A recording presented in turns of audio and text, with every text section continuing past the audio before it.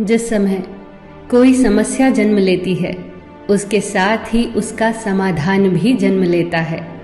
मुश्किल से मुश्किल हालात में भी दिन सिर्फ 24 घंटे का ही होता है। वक्त ठहरता कहाँ है, जैसा भी हो गुजर ही जाता है। अंधेरी से अंधेरी रात भी अपनी कोख में दिन का उजाला लिए होती है। जीवन कभी कभी ऐसे दौर से गुजरता है जैसे एक ट्रेन किसी सुरंग से गुजरती है, गुप्त अंधेरे से भरी सुरंग से। पर क्या हम उस वक्त अपनी टिकट फेंककर उस ट्रेन से बाहर कूद जाते हैं?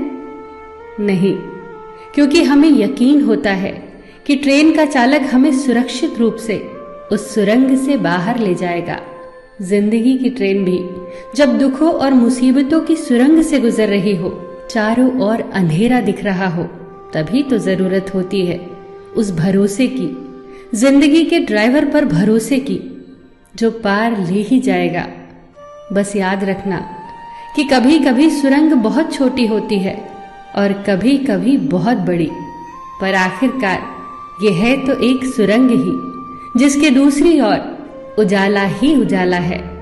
बस भरोसा मत खोना।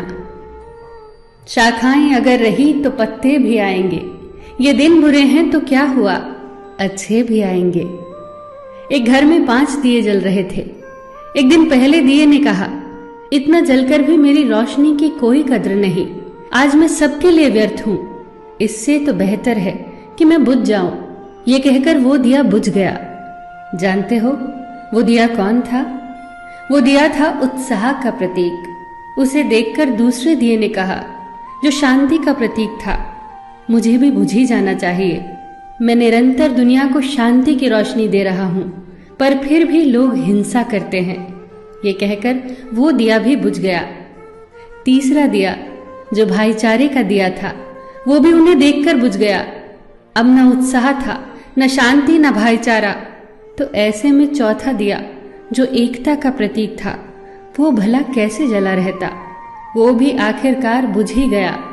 पर एक दिया था जो अभी भी जल रहा था, एक छोटा सा दिया, अपनी मध्यम सी लौ लिए निरंतर जलता हुआ। एक छोटा बच्चा घर में आया। उसे 4 बुझे दियों को देखकर अफसोस नहीं हुआ, बल्कि 5वें जलते दिए को देखकर वो खुशी से झूम उठा और उस नन्हे से दिए से उसने वो 4 बुझे दिए फिर से रोशन कर दिए। जानते हो वो दिया कौन सा था?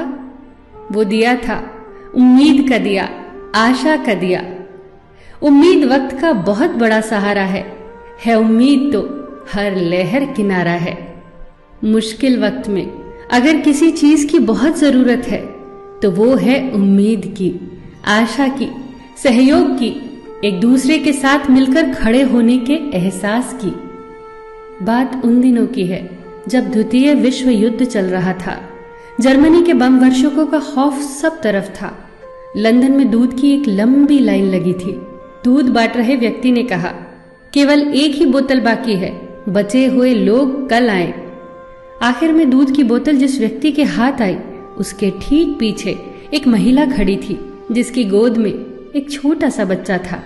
दूध न मिलने के कारण उसके चेहरे पर चिंता की लकीरें उभर आई।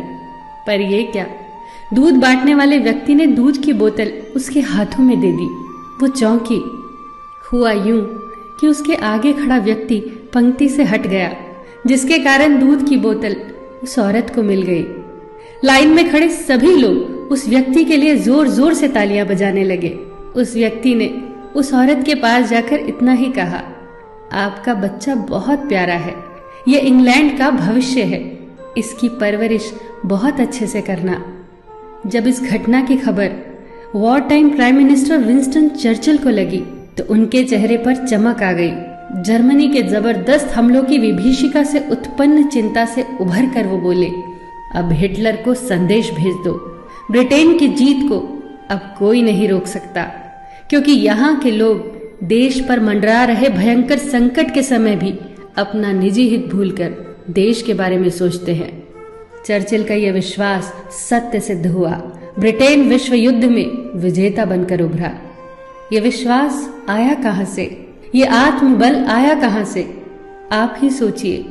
बहुत फर्क पड़ता है हौसलों की उड़ान में, जब सब साथ हो एक दूसरे का सहयोग करते हुए। बहुत फर्क पड़ता है जब हम अपने हितों को छोड़कर सिर्फ देश के हितों के बारे में सोचते हैं।